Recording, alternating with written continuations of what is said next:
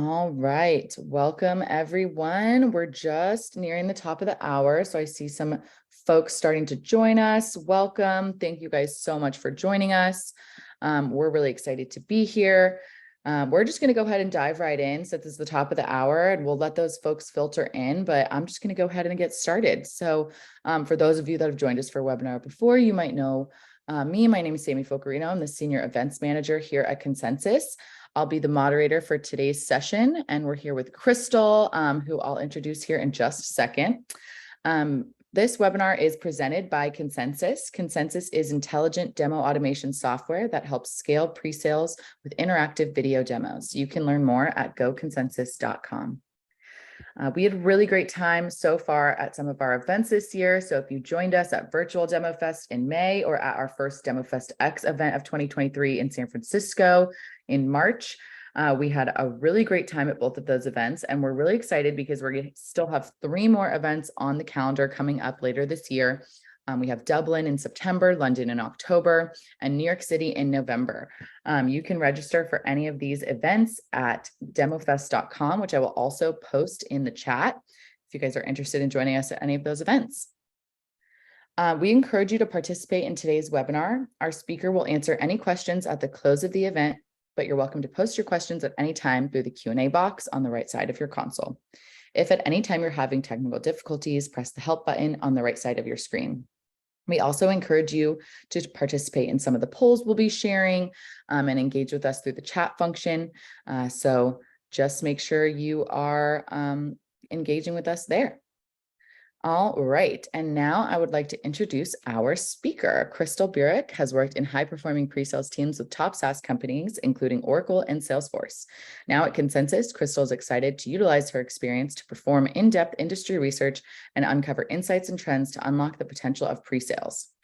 And with that, Crystal, I'm going to go ahead and turn the rest of the time over to you. Yeah, thanks, Sammy.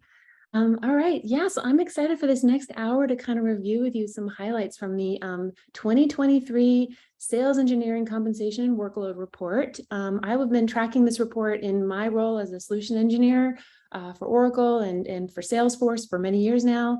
So I'm really excited to be working. I jumped over this spring to Consensus, and I am really excited to be kind of helping to create this report and author this report and share all of our great insights with all of you. So let's go ahead and jump in. A little bit about the report itself for those of you who are not super familiar with it. This is actually the 4th edition of this annual report. Our research is based on answers from about 1,000 pre-sales leaders and individual participants. But this report is not just a mere summary of survey results and histograms and frequencies. What we did is we worked really closely with a data scientist out of Wright University, and we really worked hard with him to kind of dig deep. And we basically tried to pull out some key benchmarks like earnings, years of experience, demo lag times, unqualified demos, some of those kind of key benchmarks. And then we fed them into kind of statistical regression models and a lot of things that our data scientist knows much more about than I do, but basically we use those to try to figure out kind of relationships, like how are those different factors fueling things like, or driving things like compensation or workload or burnout or seat at the table and influence and pre-sales and things like that. So these are all the insights we're going to be sharing today. Our goal for this report is to offer you all timely coordinates and actionable insights to help you kind of unlock the potential of your pre-sales teams. So let's take a look. First of all, so how did we do? Just a few snippets. In the report, you'll see some more fuller quotes from some of our coaches and leaders, but we're here, this report has a gold mine of insights, unique insights that aren't available anywhere else. It's really a must read for teams who are looking to improve their performance, satisfaction, and efficiencies. Those are just a few snippets of how folks were, of some feedback of the report. And one of my favorite quotes from Peter Cohen that came in, I love this one because I think it really sets up the true value of this report. Some individuals and orgs will simply use the report to compare their situations with their peers, which is kind of one level. And then the others will identify and pursue opportunities for change and improvement, right? And that is the real power of the report. And I couldn't agree more. So let's jump into it. All right, so let's review the demographics of the 1,000 or so participants that engaged with the survey for us. In the past years, or just like in past years, we got respondents from all over the world, which was fantastic. And you can see from those bubble sizes that the center of gravity is still largely in the US, followed by the UK and then Europe. If you take a look at a little bit more about our characteristics here, the top left ring shows that we got a really nice breakdown of firms of kind of all different sizes there, which is great. Top right ring shows kind of the firms are selling mostly their products and solutions are more in the realm of software and professional services. And as far as industry goes, we've got a lot of respondents from high tech services and software industry, but you can see the full breakdown there. Okay, so the median years of experience for our sample is about 5 years. So you can see kind of from this chart here that we're definitely skewing left to the younger side, which is what we would expect. It starts to tail off there at 5 to 10 years. But gratefully, we have some responses and from the surveys from kind of that old guard, some people that have really kind of grown up with the pre-sales industry with 20 plus years of experience. So that's fantastic to have their voice kind of feeding this analysis as well. Okay, the ring up above, this is showing basically leaders versus individual contributors, or we refer to them as ICs throughout the report. The inside ring breaks, and we got kind of an even split there on that outside ring. And then we break it down further on the inside ring. So we've got like pre-sales leaders, pre-sales managers, senior SEs, SEs, and then even some responses from the sales side, which was really kind of cool. Sales leaders who are responsible for pre-sales teams, and even some AEs and reps. So that's really great. All kind of feeding into this analysis and these results. Okay, so ICs are reporting that they support between 4 to 5 products on average. We went with the median here, 4 to 5 products, because when we went with mean, that outlier there on the right, 45 plus products supported for some people, that was really skewing. So we decided to kind of go with our median there. And so we were feeling really confident that kind of the data is showing on average, ICs are reporting supporting about 4 to 5 products on average. And we've got about half leaders and ICs self-reporting as generalists, followed by a large majority of the rest of them specialists. And then a few other categories there kind of on the minor side. So mostly generalists, then maybe a little less than half specialists. All right, so let's do the numbers, right? Let's talk compensation.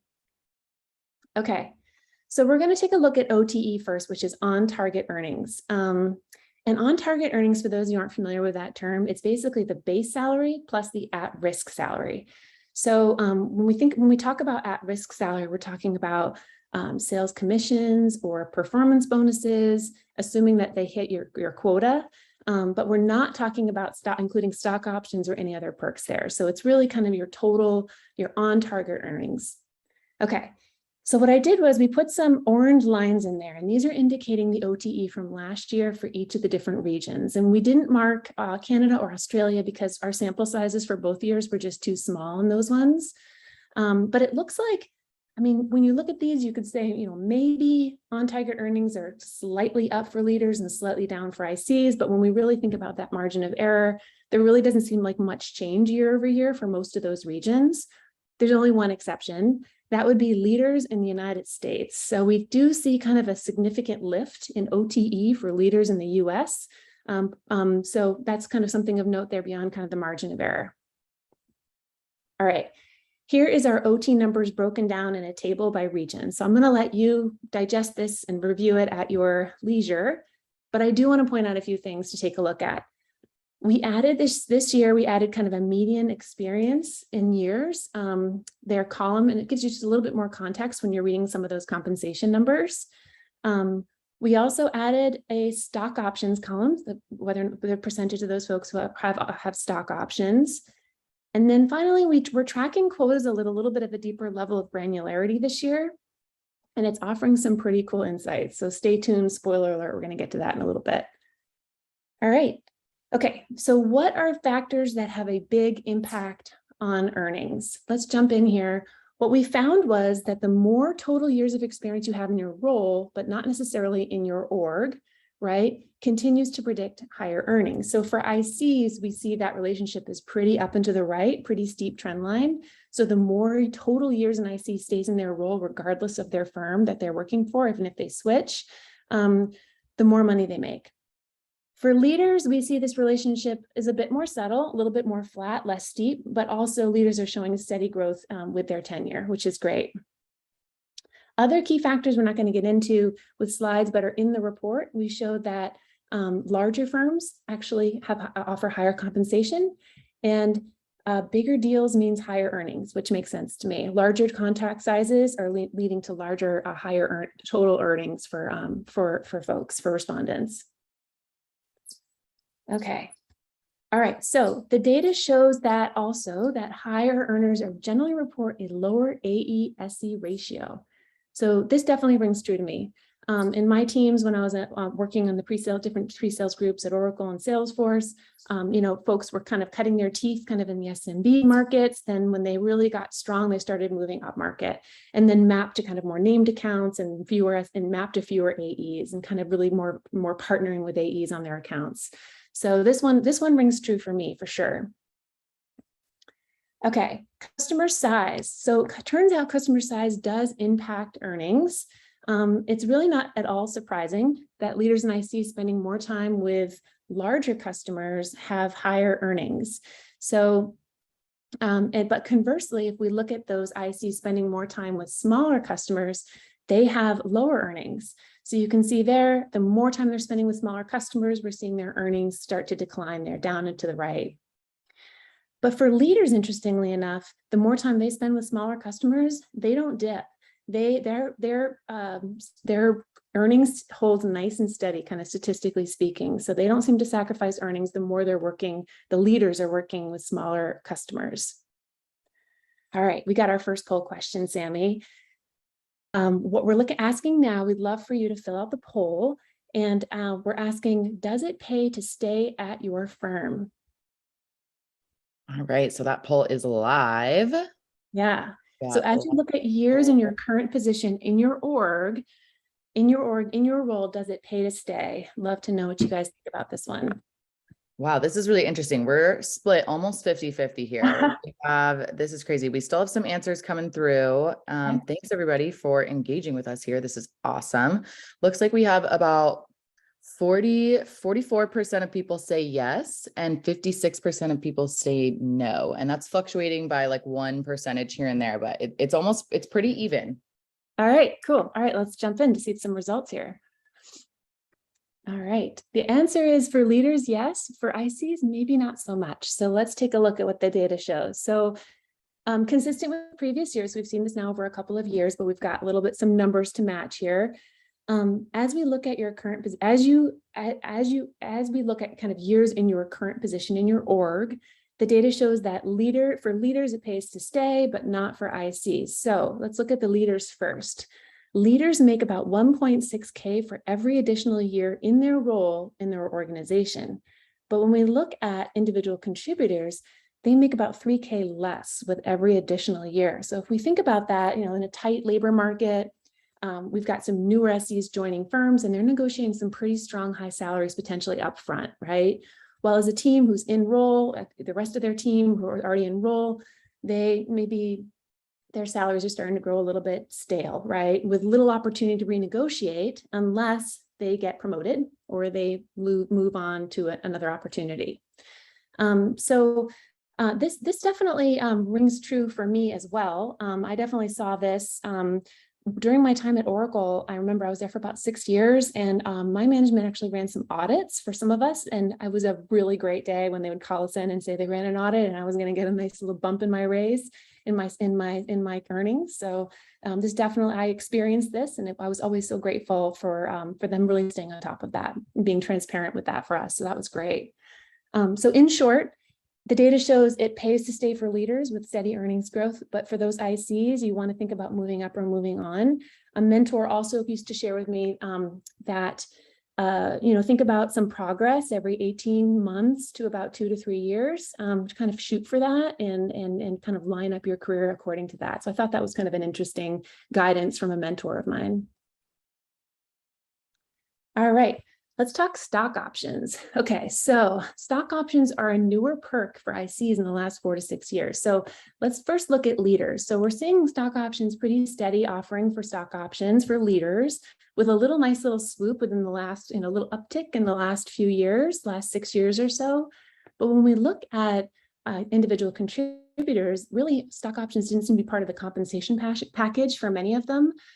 Until about 6 years ago, and now we're starting to see that more of them are having stock options as part of their compensation package. So that's kind of an interesting data point there for us. And all right, I got another poll for you all. This one's about quotas. So we got some interesting information on quotas here for you. We want to know if you all think that quotas are best left for sales teams. All right, that poll is live and we're getting some responses through. Okay. And once again, we're seeing like a 50-50 split so far of everybody that's responded. Okay.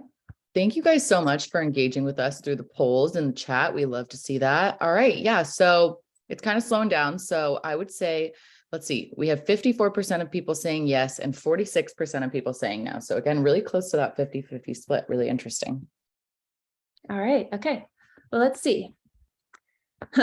We found that the data shows that it's really only better left for quotas are really only best left for sales teams if you don't want more money. So let's take a look at that. So, all right.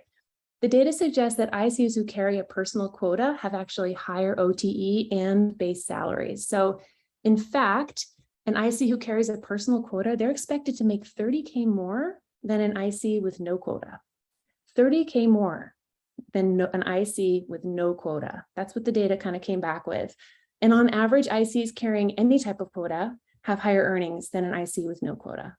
So quota seems to be a high predictor of not only OTE, but base salary as well. And I really like this because during my time at Salesforce, I was partnered with a rock star solution engineer. He was really the master of his craft, easily the best solution engineer I've ever worked with. He worked his way up to principal. And while he was at principal, he kind of was looking for that next challenge. And he decided he was going to jump to the AE role. I think he had this vision that he was going to run his deals end to end all by himself and be kind of the master of his own financial destiny with this commission and his quota.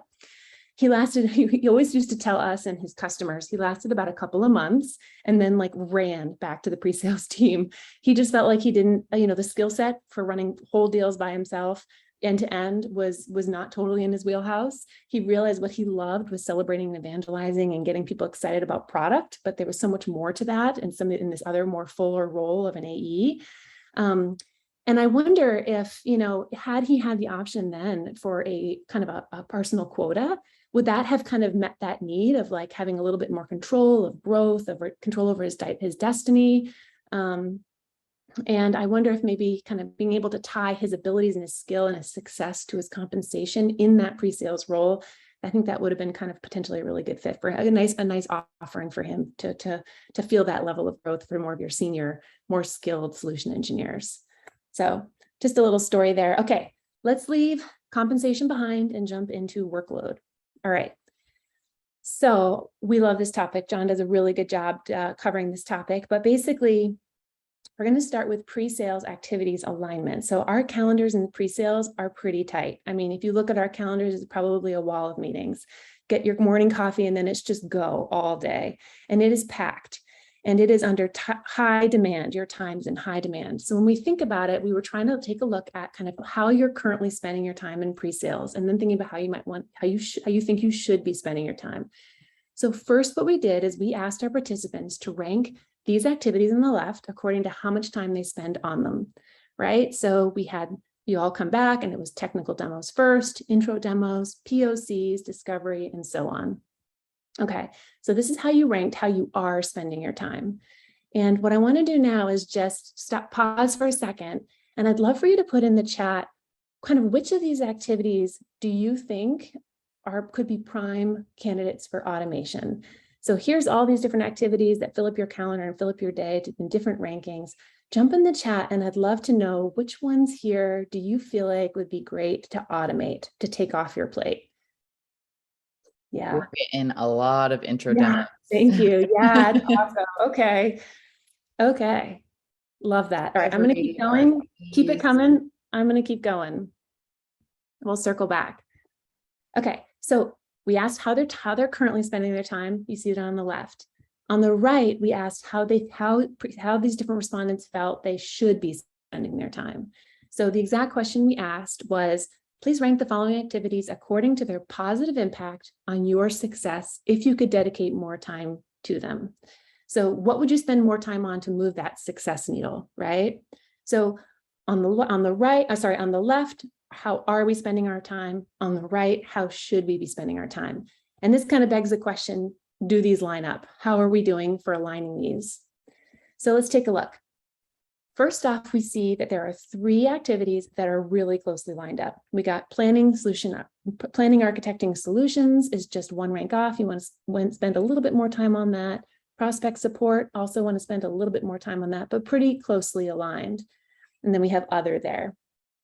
Okay, next we have technical demos and consulting calls. These are just 2 ranks off, so also fairly well aligned. You want to spend slightly less on technical demos. You don't want to spend the majority of your time on technical demos. You think there are other activities you want to spend the majority of your time on, such as discovery.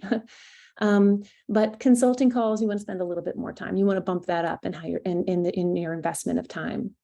So as we look here right out of the gate, we've got about half of your activities lining up pretty well. Just a couple of ranks off, but pretty well equal lining up. So this is good. Let's start to look at some of those misalignments. So slight misalignment with POCs and discovery. Respondents felt that discovery really wanted to be spending more time on discovery, and to the point where it was ranked number 1 in impact. And POCs, you want to be spending a little bit less time on that. Okay, next degree of misalignment. Now we're kind of 4 to 5 ranks off, or 5 ranks off here. RFPs. RFPs, you feel you're spending way too much time on RFPs. And interestingly enough, you want to be spending more time on implementing pre-sales tools to better optimize your time. You want to bump that way up. Okay, now we get into the real misaligned ones, the real egregious ones. Product knowledge. You all want much more time to kind of build and maintain your product knowledge and expertise. I 100%, I feel like every pre-sales team I worked on, we all were starving for more time. A morning we could carve out to jump in and kind of level up our expertise, or to kind of just get more fresh, to freshen it, was a good morning. When we carry this label, this role of expert, we feel like it's a bit of a chasing a moving target. There are always new releases, new features, new different integrations, all these new things that are coming out, and we need to kind of keep fresh. And it always feels like sales is always kind of trumping that in our calendar. And so I feel like every team I've ever worked on wants more time to kind of build and strengthen their expertise and have their own growth, right? Okay. Intro demos, we saw that all over the chat. That's the top. That is the pinnacle of misalignment. You guessed it right there. Intro demos. That's 8 ranks off. It's ranked number 2 in terms of time spent, and you're all, and in terms of impact, you all ranked it at 10, ranked 10. So that was super interesting. So in the chat, Sammy, did we have any other ones besides intro demos for those automations? We had a couple of people say RFPs, technical demos. Yeah. Okay. Yeah. I would say mostly intro demos, couple RFP. We got discovery in there once. I'm seeing a lot of the same stuff though. Yeah, for sure. We got a lot of agreement in the chat. Yeah. All right. Awesome. So yeah, you've nailed it. So basically what the results are showing here is that we're spending too much time on intro demos and RFPs, and that these could potentially be great prime candidates for automation, right? And you don't feel like you're spending enough time on product expertise and implementing those pre-sales tools to optimize your time. So this is where you want to add more of an investment. So that was a really interesting kind of results that came back that kind of painted a real full picture of how you feel like you want to be optimizing your time in pre-sales. And this was kind of a summary view here of kind of everybody, but you're going to see this kind of that misalignment, like that delta, like how far off is how are we spending our time and how we feel like we should. You're going to see that metric of that delta, that misalignment metric throughout the rest of the report. And what's interesting about it is we used it at the individual. So we're looking here at the summary level of in general, but what we used it to feed into our analysis, we did the individual level. So like, okay, so you had a high misalignment here, degree of misalignment, and you got a lot of spaghetti connectors here of a large amount of misalignment. Did that lead to burnout? Did that lead to, when you automate, did it shrink? Does having a lot of unqualified demos make more misalignment? So we were able to kind of see it at the individual level. Folks that were reporting a lot of misalignment, did they then suffer from some of these other things, or did they have a lot of unqualified demos? And we could kind of make those connections. So we're going to cover that more in a minute. Okay, before we do, we're going to talk about work life. So we asked, imagine your company is taking steps to improve life at work for you. It's wonderful. Rank in order with their likely positive impact on your work life. So really interesting. We saw that respondents said they want perks for sales, the same perks as sales. They want less repetition, and they want more help. So in fact, like 72% of ICs and 78% of leaders ranked these 3 in their top steps to improve work-life balance. So this is it's all in that green area there that you see. So admittedly, when I think about that first one, the same perks as sales or similar perks to sales, when I was at Oracle and Salesforce, I had the same mentor and leader. I kind of followed her to Salesforce.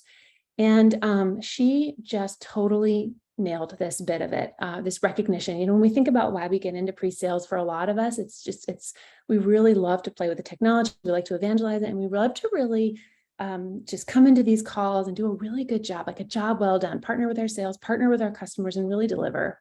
And it feels good when we do that. And but it also feels good to get recognized for that. And we would have quarterly offsites where she would have all kinds of great awards, certificates. She would have, cash cards for us, where we were really very much recognized in a way that the sales team was recognized. And it made us feel part of sales even more, because we were kind of had the same, very similar culture. And we were really all bought in, and it was super motivating, and it felt really good. And a lot of folks had opportunities to leave teams, and we didn't, because we loved that whole culture. So I have experienced this done very well. And I can see why this is what a lot of teams are wanting. Okay. Then we asked, relative to sales, how much influence and recognition does pre-sales have within your org? The same in the middle there, much less on the left, and then much more onto the right. Okay. So what we see here is that the majority in the red say that there's less or much less influence. They're experiencing much or less influence than relative to sales. And unfortunately, this is not news. This was the same as last year. The majority of folks were in the red. What is news for us is that there's more respondents in the red this year than even last year. So 68% of leaders and 63% of ICs say that pre-sales influence is less than sales. This is actually up 15% for leaders and up 21% for ICs. So not the trend that we want to be seeing here. Maybe something to do with the slowing economy, focus is being thrown back on sales to meet those goals. Not sure here, would love to know your thoughts on this. It's a good discussion point for us. But we did look at which respondents were reporting higher pre-sales influence. And for those who reported higher, we saw a couple of things. We saw that they were most likely to be at smaller firms, which we thought was interesting. They're also most likely to have lower AESE ratios, okay, more kind of tighter alignment, tighter ratios there. And they're more likely to report lower percentages of unqualified demos, which I think that we can all relate to, as of course, right? If we don't have to deal with those unqualified flying by in demos, we're going to feel like we're having a bigger seat at the table. We feel like we're having much more influence relative to sales. So that was kind of an interesting point. And then if we look at pre-sales influence compared to a year ago, the good news is that we see 86% of respondents are reporting the same or more influence compared to a year ago. So this is great. And it did slip a little from 90% last year, but we're still solidly got that nice chunk of green there, feeling like we're getting some growth and influence year over year for pre-sales. So that's great. We can lean into that. That's great. All right, so let's take a look at demo lag times. The data shows that firms with lower demo lag times are reporting higher pre-sales influence. So again, totally rings true to me. We have these packed SE calendars, they can become hopeless bottlenecks and they slow down the sales motion, right? When they can't get access to a solution, when AEs can't get access to a solution engineer for the demo. And they just limit our ability to be effective if we can't get to those deals quick. When I was at Salesforce on the SMB team, I remember when I was for one of the projects I was working, I was interviewing AEs and just talking to them about kind of what difference, how can we scale solution engineering resources for them, and what do they need and what are their frustrations. And I can remember talking to a few of the different reps, and many of them were sharing recorded. They were competing against customers who could demo on the first call, right? And they didn't have that. They weren't able to do that. Some of them were trying to learn to demo on their own. We used to have these "so you think you can demo" contests where AEs were trying to learn to demo on their own, at least a bit. That was somewhat effective. Some of them were sharing webinar recordings or videos of demos, long ones, and pointing the little time marks of things to kind of have the customer to look out for. Some of them were partnering with implementation partners and having implementation partners who they were going to engage anyway to help implement the deal, do some of these demos, and that resource was a little bit more available to them. So it was interesting to kind of see this. It's kind of understandable if we have these bottlenecks. How can a pre-sales team really offer a lot of influence when our customers and our AEs have to wait a long time for that resource to be able to be available? So I thought that was an interesting one. The average demo lag time is about 6 days. That's a little higher than last year, up 13%. So we're asking them to wait on average, a little over a week for that demo. And perhaps the most quoted, most noticed, most mentioned, most remarked stat in the report is those unqualified demos. And there are still 30% are still unqualified year over year. And a quarter of the respondents say that 50% of demos are unqualified. That is a lot of unqualified demos coming onto the plate of solution engineering. Okay, so remember that alignment that we talked about before, that kind of alignment difference, like if it's really very much aligned or if there's tighter alignment, when we kind of are looking at the difference between how we are spending our time and how we think we should be spending our time. Interestingly enough, we see that unqualified demos are driving the misalignment of pre-sales activities in general. So as you see there, the more unqualified demos you have, the more misalignment you're seeing. We're not spending the time the way we want to. And that trend line is pretty up and to the right. But when we just look at intro demos, we're just looking at just that one activity, it gets a lot steeper. So the more unqualified demos you have, the more time you feel like you're spending on intro demos than you actually want to be spending on intro demos. So we thought that was super interesting. Okay, and it tracks that SEs in a cycle of triaging kind of that steady stream of unqualified demos are actually reporting less pre-sales influence from year to year as well, and less pre-sales influence and recognition compared to sales. So we're seeing those unqualified demos really driving down our influence as well. Okay, let's talk burnout. This is a new section in our report. And we kind of dove into this one. My poll for all of you is, do you feel that you can buy your way out of burnout? Do you think the data shows that you can buy your way out of burnout? All right, I just launched that one, so let's see. Okay. This is definitely a big difference to our last couple polls. We're not seeing an even split here. We're seeing pretty heavy on the no. So we only have one person that thinks yes. Okay. I think we all know that in pre-sales, it's not always the money that drives us. Of course, it's nice. It's really kind of a job well done. Like we just love this role, right? It's such a unique and special role, but most of you are all correct. You cannot buy your way out of burnout. But please try, as John always says. So this is great.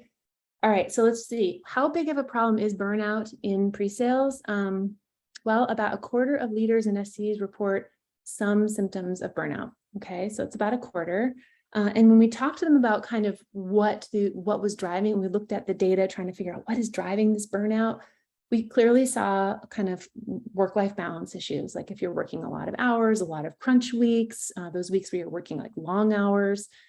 And a lot of it was also kind of the work quality, kind of your, working on lower impact activities and kind of being bogged down with that. So, unqualified demos came up. That misallocation where you feel like you're not spending the time the way you should was a factor that was fueling burnout. A lack of influence and recognition, right? We keep hearing about that. That theme keeps coming up with burnout. And interestingly enough, contract size. So we'll talk about that when we get there. But those larger deals, some of those larger high stakes, high risk, high reward deals are also kind of driving some burnout. We saw kind of a correlation there. So let's look. So we've got this misalignment over on the y-axis here.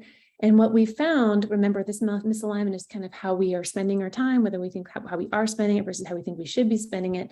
It turns out that the greater the misalignment, the more you're likely to suffer from burnout. So as that, you see that kind of red square there, you've got a lot of misalignment, you have more, much more burnout. You're reporting more burnout.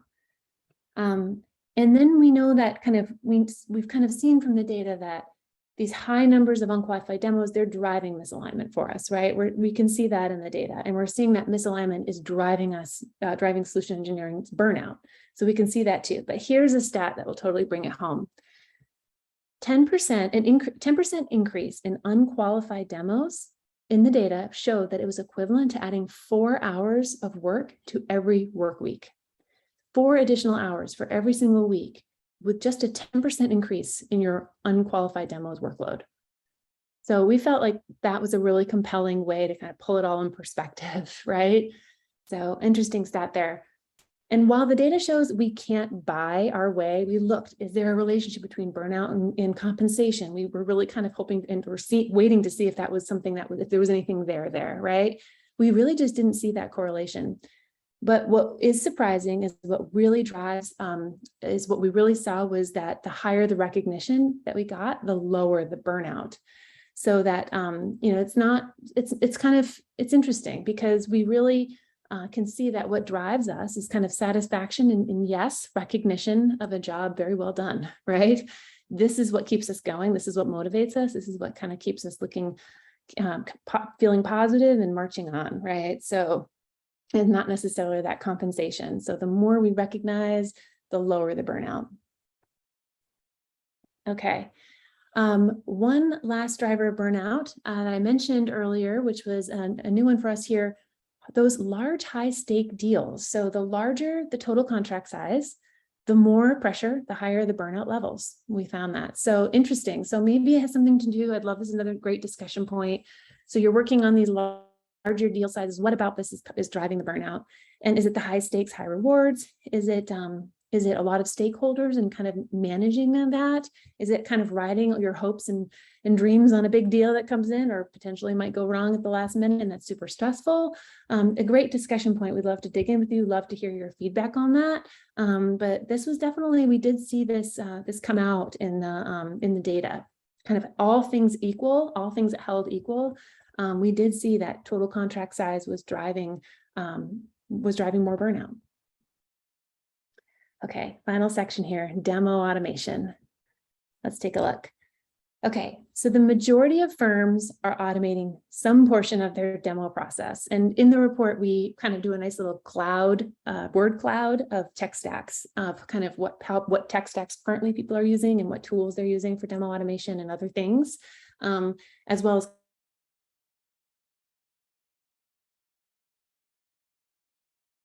Oh no.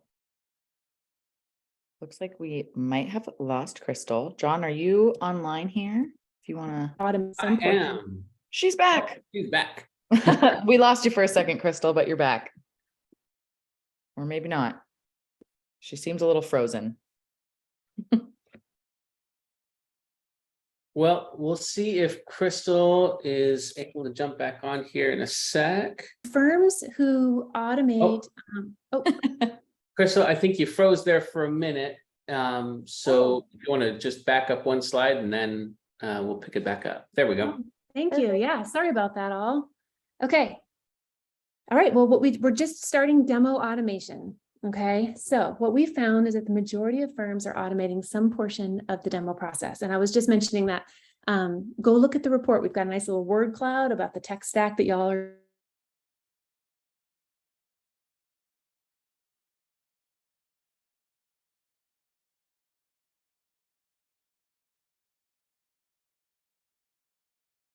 Oh. I'm not sure what's going on with Crystal's. So I'll go ahead and take over this particular portion. Made a report.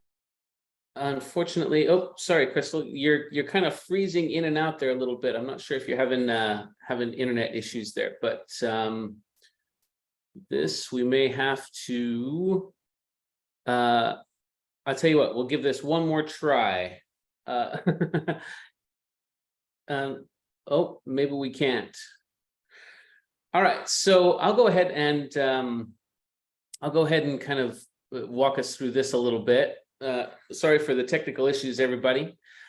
So the main takeaway here is that automation is a predictor of the lower burnout. And as the narrative that really arose here as we were going through it was, as we look at the misalignment between what we're actually doing and what we wish we could do, that carries through much of the burnout narrative as well. And so automation, we found, does a couple of things. And as we modeled this, we found that automation reduces that misalignment between what we are doing and what we wish we were doing. And it appears that follows all the way through to the burnout metric.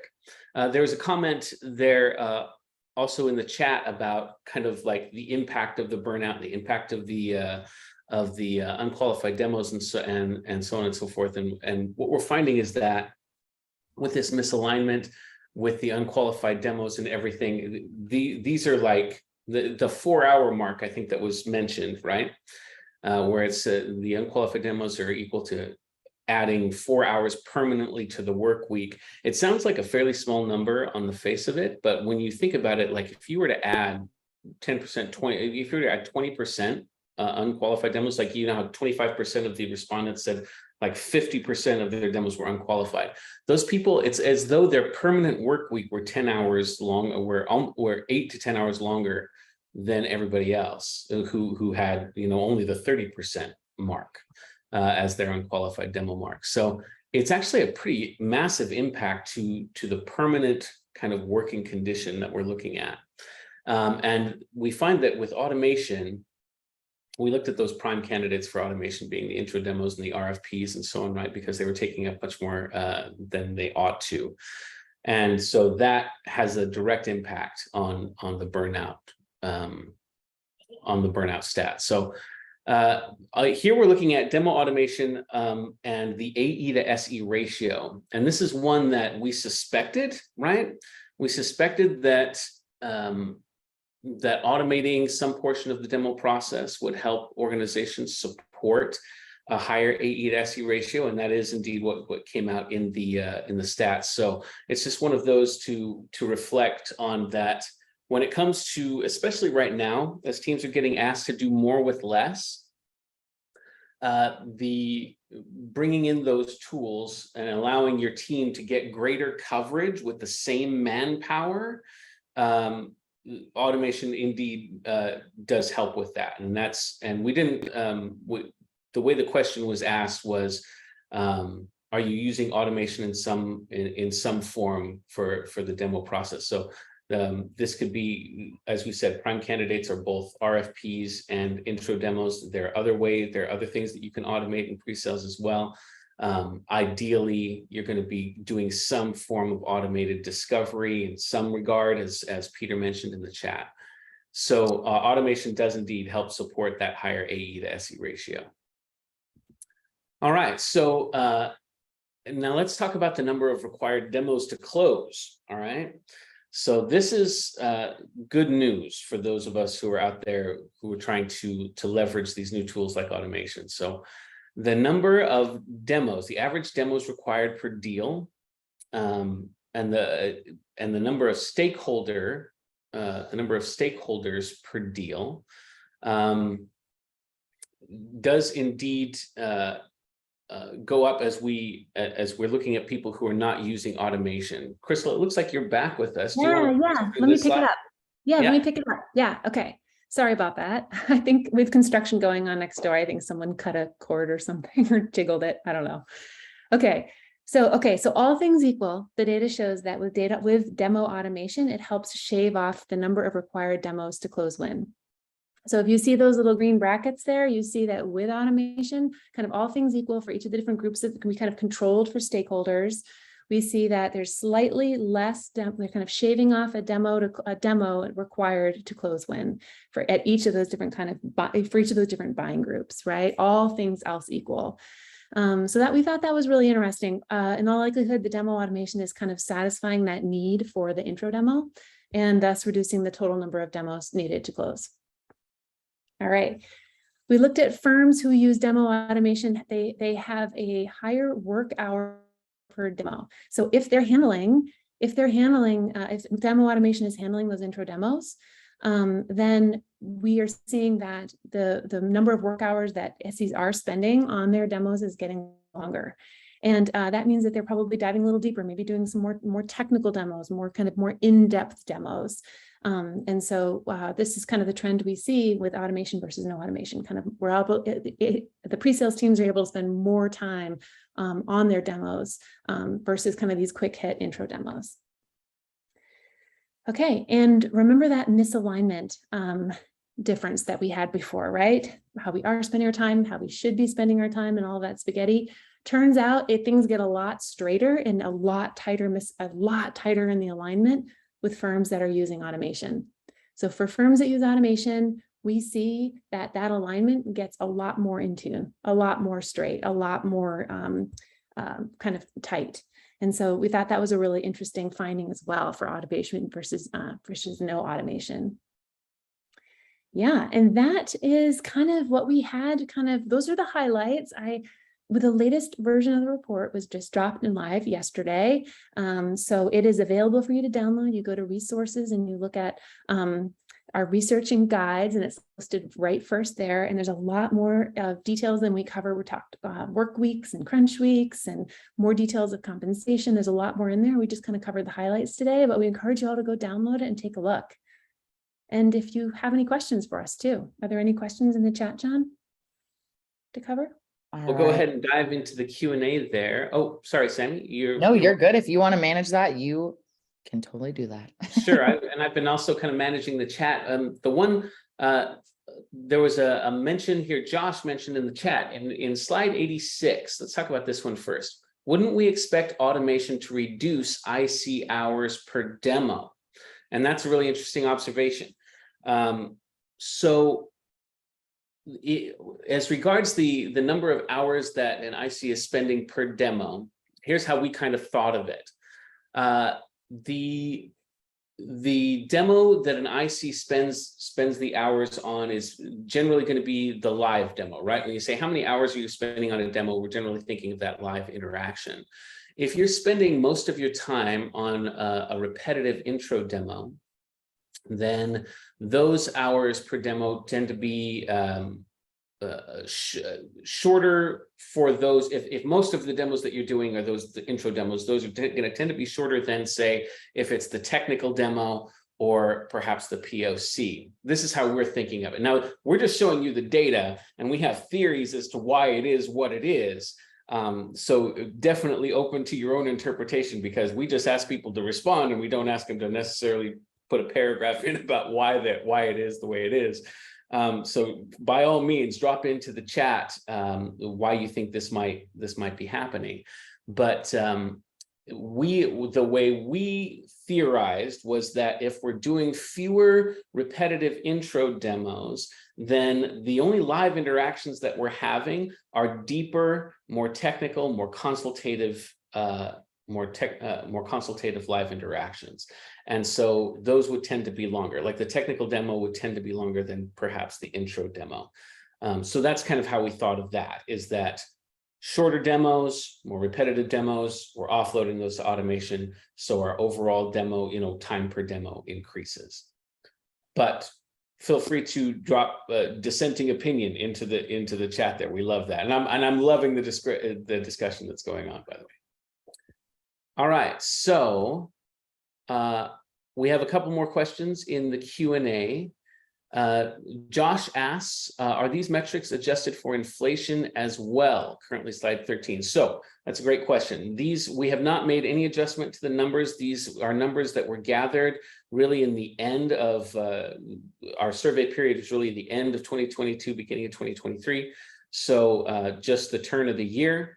If anything, they're a maximum of, say, 6 to 8 months behind, today's numbers. So not a huge difference there. All right, so Samir asks, how is currency conversion handled? I'm happy to field that one if you like, Crystal. Yeah, sure. So this is something that we this was a decision that I actually made starting, I think, in the first survey back in 2020, which was we wanted everybody to enter in to do the conversions themselves. So we asked everybody to enter in the amount in USD that they make. So it saved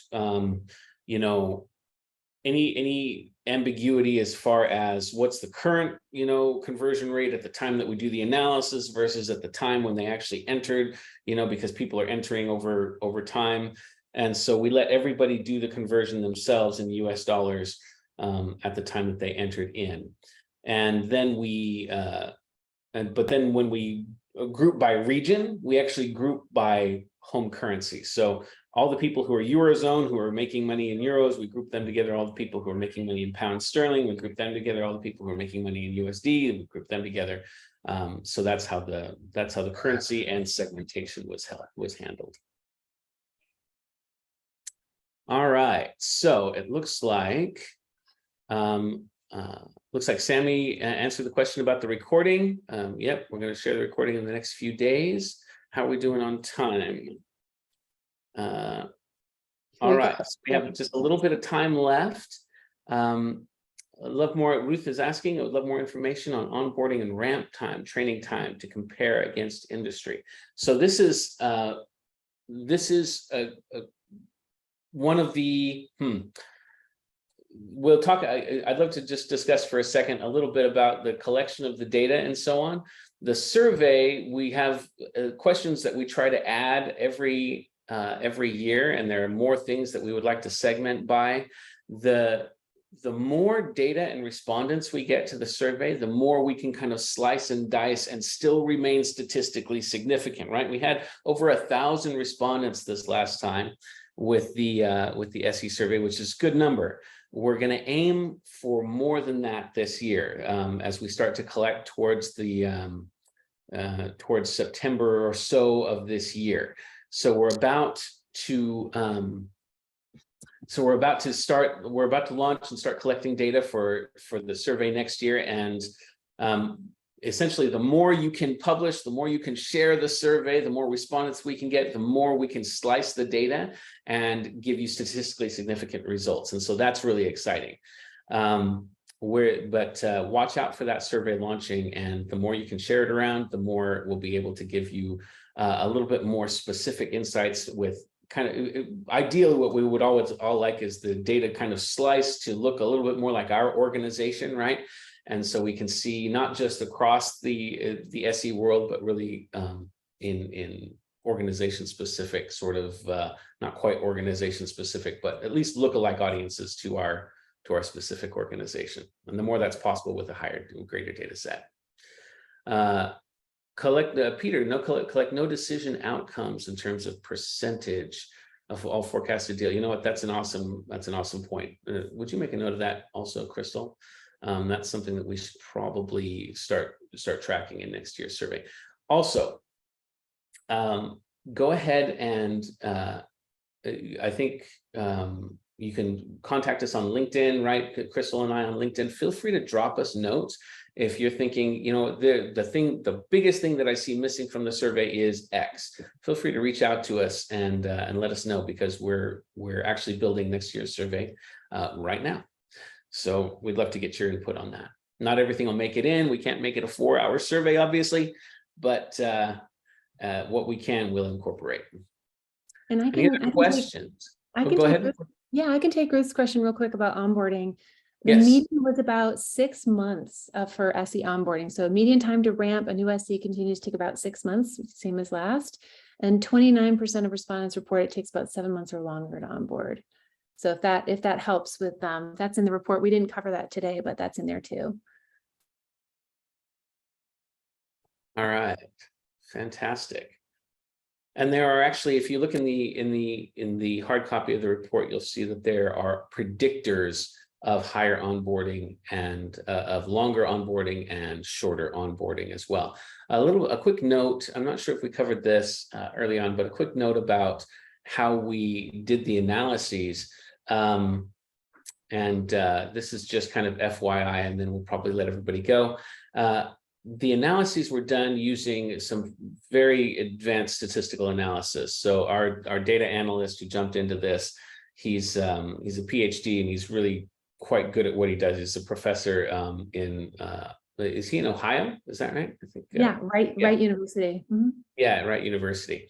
And so we use like force-wall transforms and analyses to really isolate the marginal contributing factors. So when you look at predictors of higher and lower statistics across each of these metrics, we controlled for just about every other variable to try and isolate those items that contributed most to the higher and lower factors. So when you look at that, sometimes the margins aren't like huge between higher and lower, but from a statistical standpoint, they are actually huge. So even if the absolute numbers don't seem enormous, because we controlled for so many contributing factors. I want to give a quick shout out before we go to Crystal, who is really the principal author of the report this year, and she jumped in and she just brought such a mountain of expertise to this. So she's really the rock star here as you guys consume this and hopefully make use of it to make changes in your teams. We've heard people report that it really contributes to driving changes in compensation and bringing compensation for their teams more in line with industry standards and so on. So I hope you are all able to really up level and find benefit for your pre-sales teams with the report. Yeah, and now close this out, Crystal. Yeah, and look for the survey for this fall that's going to come out, so we can start to pull your voice into some of this analysis as well. So look for that coming out. All right, thanks everybody. And Sammy, do you want to take us home? Yeah, let me just close this out super quick. Thanks everybody for joining us. We're so grateful for everyone's participation through those polls and the chat and all of your great questions. I want to thank Crystal and John. Thank you guys so much for providing all those insights for all of our audience members today. And we hope to see some of you guys at some of our upcoming events in Dublin, London, and New York City later this year. Thanks everybody. We'll see you guys soon.